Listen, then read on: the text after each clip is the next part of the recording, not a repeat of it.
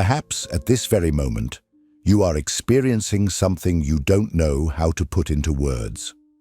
It's as if the world you once knew has silently crumbled, without a clear warning, and suddenly you find yourself walking through strange territory, where nothing is familiar and everything seems to lose its meaning.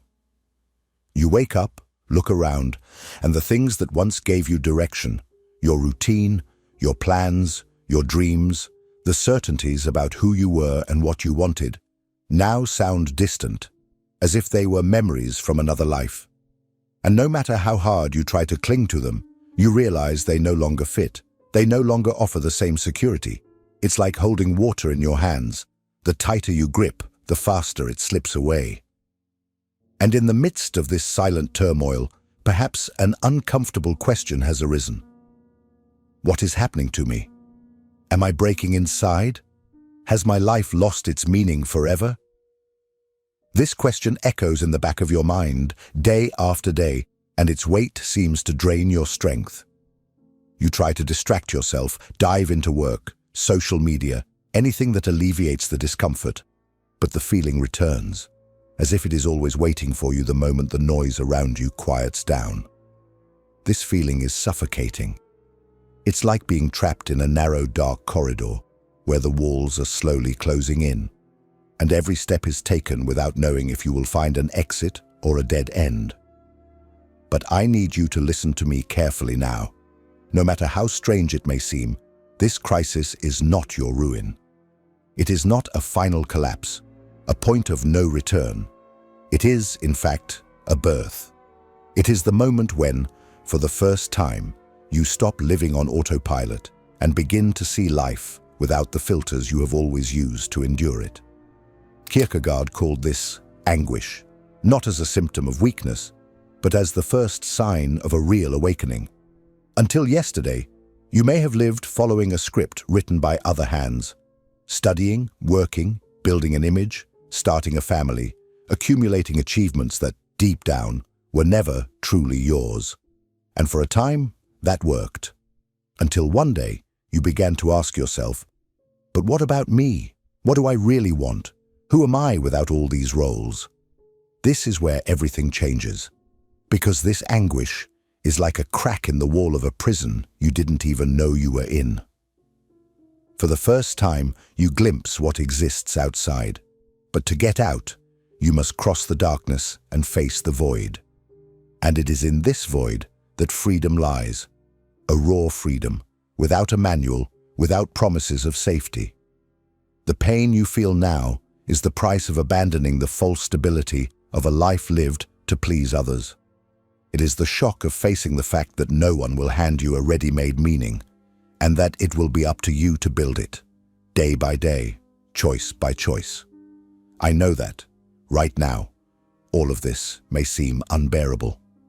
But the truth is that, no matter how much it hurts, you are living the most important moment of your existence, the moment when the automatic you begins to die and the true you begins to be born. And no matter how uncertain this birth may be, it is the only door to a life that is truly worth living. From an early age, you were taught to believe that there was a safe path to follow. Perhaps you were told that life is a logical sequence: study, get a good job, build a family, have a home, ensure financial stability, be someone in society. These ideas were presented as absolute truths, almost like natural laws, and you learned to measure your worth according to how closely you approached them. For a long time, maybe this worked. There was a kind of comfort in believing that if you did your part, everything would fall into place. It was reassuring to imagine that there was an invisible manual guiding every step, a script already tested and approved by generations. But there comes a moment when these answers begin to fail. It's not something that happens suddenly. It's more like a silent infiltration, a nearly imperceptible crack that spreads through the walls of your certainty. You wake up one day and realize that the stable job that was supposed to bring pride only gives you a dull emptiness. or that relationship, which seemed like the perfect destiny, no longer brings you the sense of belonging it once promised, or that faith, which once offered a solid foundation, now leaves you with more questions than answers. The promises that once motivated you no longer hold the same power. What used to be a reason to get out of bed now seems meaningless. It is at this point that Kierkegaard's despair manifests, not as a disease or a character flaw, but as a cruel and inevitable awakening. You begin to see that much of what you lived was not really your choice, but an adaptation to the expectations imposed by family, culture, and society. It's as if you had been playing a character for years without realizing you were acting. And when this realization comes, it strips away any trace of security from you because it destroys the illusion that the path was laid out. The most painful part is that even realizing that these ready-made answers no longer work, you still don't know what your own answers would be. You find yourself caught between two worlds, the old, which no longer serves, and the new, which is still unknown. And it is precisely in this space of uncertainty that anguish grows, spreads, and takes over. But it is also here that something greater begins, because the emptiness that ready-made answers leave opens up space for a different kind of awareness, one that is no longer satisfied with inherited truths. And it is about this awareness, about this moment, when you feel you have stepped out of autopilot and are facing an open and frightening horizon, that we will talk about in the next part, when anguish ceases to be just a burden and begins to reveal itself as a sign that you have awakened. If this content is making sense to you, click the subscribe button and subscribe to the channel. Thank you for your support. Most people spend their entire lives avoiding anguish. They treat it as an enemy to be defeated, a symptom to be eliminated, something that needs to be silenced at all costs. But what you are feeling right now, that constant tightness in your chest, that restlessness that doesn't cease even in moments of apparent tranquility, is not a flaw. It is a sign. Kierkegaard called it the dizziness of freedom. That dizzying moment when you realize that the solid ground beneath your feet no longer exists, that there are no strings holding you, and that everything ahead of you is an open space where any direction is possible. This vertigo is frightening, because it reveals that until now, much of what you have lived has been guided by paths already marked by others. And now, for the first time, there is no one left to tell you what to do. Anguish arises when you are torn from the comfort of certainties. It is the discomfort of facing that there is no predetermined meaning, that there is no correct answer waiting for you at the end of a book or in the speech of an authority. It is the raw awareness that, if life has any meaning, it will need to be constructed by you every day, from your choices and your renunciations.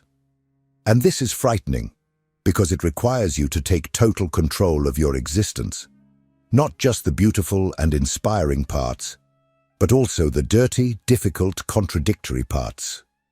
This anguish is like an open wound that does not heal with distractions. You may try to drown it in work, in momentary pleasures, in consumption, in new, superficial goals. But deep down, it always comes back, because what it wants is not for you to flee, but for you to listen. It is the internal call for you to stop living as a spectator of your own life and start moving as the protagonist. It is not the problem, it is the alarm. It is the reminder that you have come out of autopilot and are finally looking at the questions that matter, even if you still have no answers. And as contradictory as it may seem, this anguish is a privilege.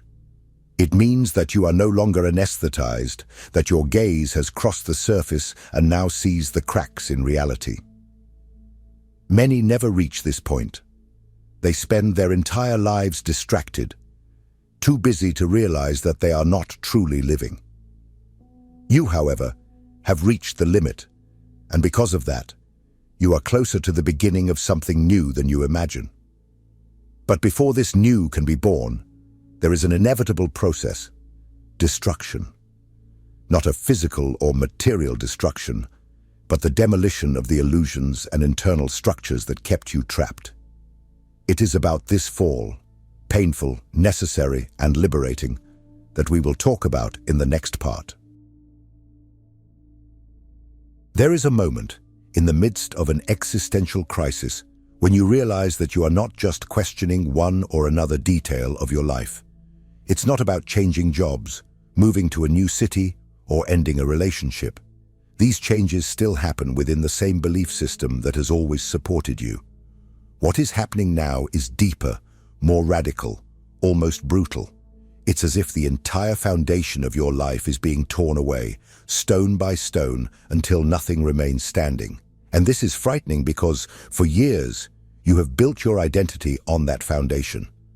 When it begins to crumble, it's not just your practical life that seems to be falling apart. It's the sense of who you are that shatters before your eyes. This destruction is not optional.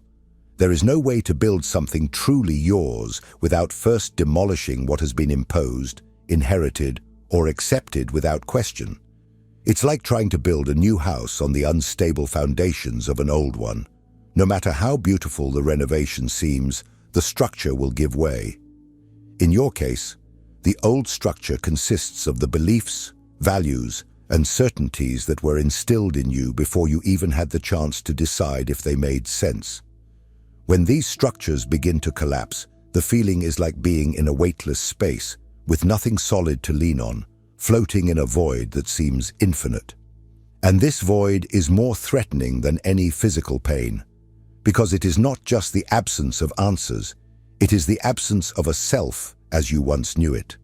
The religion that once gave you comfort, but now no longer answers your questions. The career that defined your worth, but now feels like a sophisticated prison. The relationships that sustained your self-esteem, but now sound like invisible chains. Everything you believed to be the foundation of your life begins to reveal itself as fragile walls, painted to look solid, but hollow inside. When these walls fall, you find yourself exposed, naked, vulnerable, before a world that seems vast and threatening.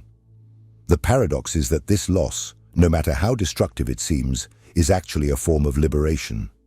Kierkegaard saw this stage as a process of purification. It is the clearing of the ground, the act of uprooting even the last roots of the illusions that kept you trapped in the paradise of unconsciousness. It is painful because it forces you to abandon the crutches that once gave you security. But it is also liberating because without those crutches, you discover that you can walk on your own, and more than that, that you can choose where to go. There are no shortcuts here. There is no way to skip this phase, because any attempt to ignore it means rebuilding your life on the same unstable ground that brought you to this crisis. Destruction is a radical invitation for you to take authorship of your existence, even if it means crossing an emotional desert, where each step is uncertain and each advance seems too slow. And it is precisely at this point, at the moment when everything familiar has been reduced to rubble, that the most challenging question of all arises: what to do now? How to traverse this void without getting lost in it? How to choose something new when nothing else seems trustworthy? This is where the most courageous moment of this journey comes in. The leap of faith, not in a religious sense, but in an existential one. And it is about this that we will talk in the next part. There comes a moment, after everything collapses, when you realize that there is no turning back. The old ground has been destroyed, and there is no longer a before to return to. It is at this point that many people freeze. They look into the void before them and wait, perhaps unconsciously, for someone to appear with a new manual, a new certainty, a new structure to lean on. But what Kierkegaard reminds us is that no one is coming. There is no external savior, no safe script, no bright sign indicating this is the right way. It is in this deafening silence that the most radical decision of all arises. To take a leap into the dark without guarantees, not knowing what you will find, simply because remaining still is no longer bearable. This is the leap of faith. And here it is important to understand that it does not have to be religious, although Kierkegaard used this expression within a Christian context. The leap of faith, in the existential sense, is the courage to live authentically even when you have no guarantee that your choices will work out. It is to assume that the meaning of your life is not ready, that you will not find it hidden in some old book or in the words of another person. It will be built, little by little, in the decisions you make, in the values you choose to adopt, in the actions you take even when no one is watching. Taking this leap is like abandoning the bank of a river and plunging into the water without knowing exactly where you will end up. It is to accept that there is no bridge, and that the crossing will be made with your body, mind, and soul, facing currents, calm waters, whirlpools, and periods of extreme fatigue. It is to choose to walk in the darkness, trusting that at some point, the outlines of your path will begin to appear. And this trust is not blind. It is an act of will.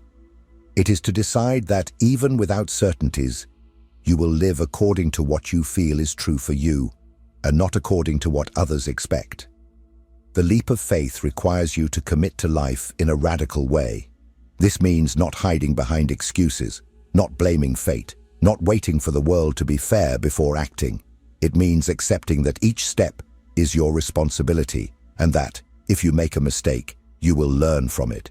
If you succeed, you will move forward. It is a high-stakes bet, and that is why so few have the courage to make it, because it requires abandoning not only old illusions, but also the comfortable hope that there is an invisible safety net. And when you take that leap, something changes. It is not that fear disappears, it is still there, but it ceases to be your jailer and becomes a travel companion. You learn to walk side by side with uncertainty, to transform it into fuel, to let it keep you alert and alive. It is at this point that freedom begins to show its face, not as a distant dream, but as a reality that you live, breathe, and build every day. But freedom, as we will see in the next part, does not come alone. It carries with it a weight that is as frightening as it is liberating, the radical responsibility for everything you are and for everything your life will become. It is this dual face of freedom, blessing and burden, that we need to understand now. If what you're hearing resonates with you, you'll find real value in my ebooks. Beyond the Shadow breaks down Jung's core ideas, while Dialogues with the Unconscious gives you a 30-day path to apply them in your life. Both are linked in the pinned comment. When the leap of faith is taken, the first sensation is almost intoxicating. Suddenly you are no longer bound by the restraints that kept you paralyzed. The invisible rules that dictated what you should think, feel, and do break apart, and the horizon opens up before you. It is a raw, wild freedom, almost frightening in its vastness. You can choose. You can decide what to do with your time, with your energy, with your own story. But along with this freedom comes a weight that many are not prepared to carry: radical responsibility. Until that moment, it was possible to blame circumstances, family, society, God, or chance. You could hide behind the narrative that you were just following orders, merely meeting expectations, just reacting to what life threw at you. But by acknowledging that you are free to create your own path, you also recognize that there are no more excuses. Everything you do, or fail to do, will be the result of your choices. Life ceases to be something that happens to you and becomes something that happens through you. And this is frightening because, if before failure could be attributed to external forces, now it is also yours. This radical responsibility means looking at every aspect of your life and understanding that you are the sole author. If you are not where you would like to be, there is no one to correct the course in your place. If you want something, it is you who will have to move the pieces. There is no longer the comfort of believing that there is a hidden script that, in the end, everything will be all right. What will go right or wrong depends on how you act, decide, insist, and, most importantly, how you remain true to what you believe to be true for yourself. This is why many reject this freedom, because it is not sweet and romantic as movies suggest. It is rough, uncomfortable, demanding daily discipline and courage.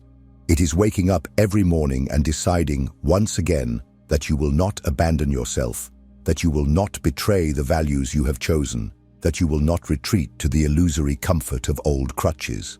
Freedom, when lived fully, is not a state of rest. It is a constant exercise of creation and responsibility. But there is a silent reward in this.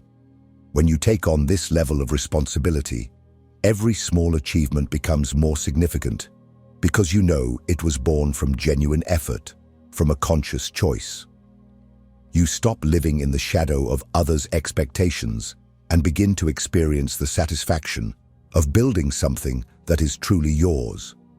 It doesn't matter if it is small, if it is imperfect, or if it is far from being definitive. The simple fact of being authentic makes it invaluable. And here is the point that leads us to the conclusion of this journey. The existential crisis, which seemed like a death sentence for your life as you knew it, is actually the painful birth of this responsible freedom. The moment you understand this, you begin to see that you were not on the brink of an end, but on the threshold of a birth. It is precisely about this rebirth, about how to emerge from the crisis not just alive, but transformed and more whole than ever, that we will talk about in the next part. Now, looking back, you may begin to realize that the crisis that seemed to want to destroy you was, in fact, the force that pushed you out of a narrow, predictable, and anesthetized life. Everything you felt, the emptiness, the confusion, the suffocating anguish, the feeling of being lost, was not a sign of weakness, but the inevitable process of breaking away from an old version of yourself. You were not breaking. You were being reshaped. And this is how freedom arrives. Not as a neatly wrapped gift delivered to your door, but as an open and wild field that you now have the courage to cross. Along this path, you went through the pain of watching your old certainties crumble, faced the vertigo of not having a ready-made script, experienced the weight of choosing without guarantees. You saw that freedom is not a tranquil refuge, but a territory where every step is your responsibility. And if you've made it this far, it's because you've already understood that there is no possible return to the previous state. You might even try to deceive yourself, hide behind distractions, pretend you still believe in the old answers. But something inside you has already changed, and that change cannot be undone. This is birth. It is not a smooth, clean, and romantic birth. It is a birth full of blood, sweat, tears, and uncertainty. But it is also the beginning of a life that, for the first time, can be called yours. A life where you are no longer guided solely by external expectations, but by the values and meanings you choose, build, and live. And that is why, despite all the pain, there is a kind of quiet peace here. The peace of knowing that even without definitive answers, you are alive in a way you have never been before. Now, the choice is yours. You can let this crisis be just a painful memory, something that happened one day and that you prefer to forget. Or you can use it as the foundation for a more authentic and meaningful life. And if you choose the second path, know that you don't need to have all the answers today. What matters is to keep walking, keep choosing, keep creating. Because that's how meaning is built, step by step, decision by decision, day by day. And here's my invitation. Share in the comments how you have lived or are living your own existential crisis. Say what has changed in you or what is still changing. Your experience could be the spark that someone else needs to understand they are not alone in this process. And don't stop here. Keep watching the next video. It is important. Perhaps more important than you realize for the moment you are living right now. I'll see you there.